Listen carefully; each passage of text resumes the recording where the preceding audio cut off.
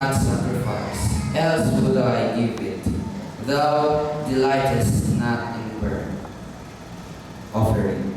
Shall we kneel for the word of prayer?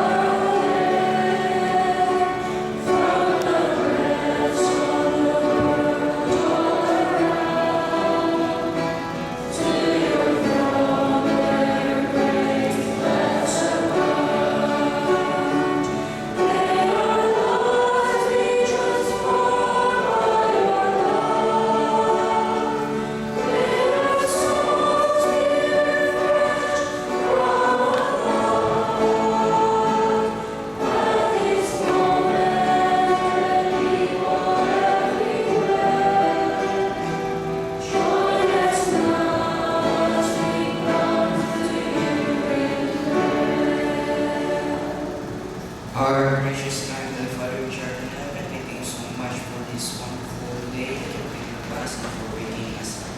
And as we go on to our time, may you guide us, Lord. Bless the congregation as well. May you open their ears to hear the message that will give us by the speaker.